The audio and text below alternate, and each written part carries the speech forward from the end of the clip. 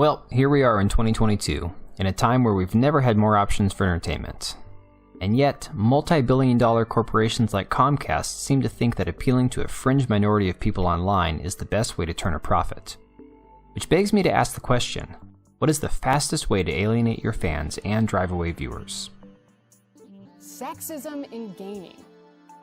I imagine years from now we'll look back at the rise and fall of G4 as a kind of case study in how the tides turned in the so-called culture war. What once was a beloved TV network dedicated to all things gaming, G4 appealed to what was considered at the time to be a niche market. Gaming has not always been accepted as a popular means of entertainment, or as part of the current culture as it is today. What once was a refuge for guys that couldn't make the cut in sports or that weren't as popular with the ladies, gaming and tabletop games like D&D provided millions of people with an outlet for their imaginations and creativity, as well as giving them their own culture that existed outside of the mainstream. You didn't have to be the biggest, the fastest, the strongest, or the best looking to play a video game. You just had to have the money to get a console, a few games, and you were set. Sure, getting good at gaming is a skill unto itself, but there are certainly less barriers than when it comes to developing your skills than there are in most social arenas in everyday life. I'm not sure if you can point to one specific instance that popularized gaming for the normie crowd that otherwise would shame and ridicule the so-called basement-dwelling nerds for their choice of hobbies. But if anything, the rise in popularity of smartphones certainly put the convenience of mobile gaming in the hands of non-gamers for the very first time. Maybe this was the beginning of the end for gamers and their escapism, but who knows, to be honest. With increased popularity and demand, corporations inevitably sought to capitalize on the new trend of gaming more than ever before. Console sales have skyrocketed far more in the last decade than ever before in the 80s and 90s, with demand for gaming PCs and computer parts rising dramatically as well. At the peak of the lockdowns, next-gen consoles and top-of-the-line GPUs were being sold 50 to 200% above MSRP. It's undeniable that gaming is now a major component of our modern culture, and as such has been caught in the forefront of the culture war itself. Before I go on, I'd like to make a few points crystal clear.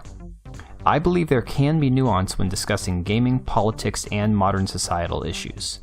While I'm not a fan of the current leftist ideology of having everything in games and TV, quote, reflect the world we live in today, unquote, there are ways you can go about being inclusive and respectful without beating someone over the head with your ideological hammer. That being said, let's move on to the topic at hand. When G4 ended in 2014, it was the end of an era for thousands of self-described gamers. The network featured game reviews and news, and hot girls talking about video games, which, let's be honest, was the ultimate fantasy for the average guy. I say was, because all you have to do to find an above-average-looking woman playing video games nowadays is just to go on Twitch and pick from the thousands of e-thoughts, all competing for your attention and your wallet. Does this represent the average gamer girl? No, not hardly, but the point stands for itself.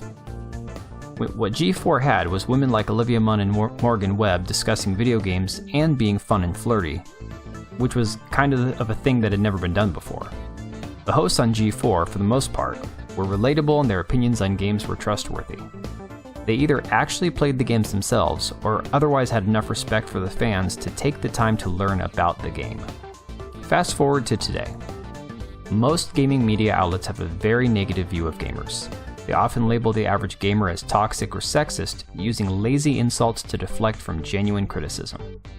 We've seen this level of vitriol from journalists before, and about a wide variety of topics. Whether it's someone reeing over Gamergate, I mean, get over it, it's 2022 already, or labeling critics of Rings of Power and She-Hulk as misogynists and racists. We see this perpetual cycle of cry-bullying and name-calling from establishment media and their sycophantic shills. What's worse is that when these people get a small taste of power, it goes straight to their brain like some sort of crack-addicted monkey getting their latest fix. With that analogy in mind, it's time we talk about Frosk. Indiana Froskurin Black was an esports color commentator before joining G4 for its relaunch. She brought with her an agenda of man-shaming and fan-blaming, which became incredibly obvious during the now wildly infamous sexism in gaming rant. For anyone that was living under a rock this past year, Here's a few clips to explain what the fuss was all about. Joining G4, I was ecstatic to be part of something that I grew up watching as a child. But every time G4 is brought up in various channels, even in this YouTube channel, we have the chat in front of us, I can see you. Without a doubt, there will be backlash because I'm not as bangable as the previous hosts. It's somehow... Talk to him, Frosk! It has somehow been expected that you can talk about how much you jerked off to women as a compliment. It's not a compliment. It's weird. It's dehumanizing and it's weird. So maybe for 2022, we be a bit nicer, a bit more self-reflective, and we enjoy the fact that people are working hard to make free content for you. If you don't like it, don't watch it. Peace. Now, she's objectively not wrong. She's not as bangable as Olivia Munn. But worse yet, she allowed herself to lash out at the entire G4 fanbase over something a few trolls may or may not have said. The real reason for her being triggered could actually be the fact that she felt inferior to Munn and Webb, and not the fact that men objectified them. After all, Frosk is not innocent in her objectification of women. In a disturbing tweet after her infamous rant, she exclaimed how she would like to drink Megan Fox's blood from either end. Ew.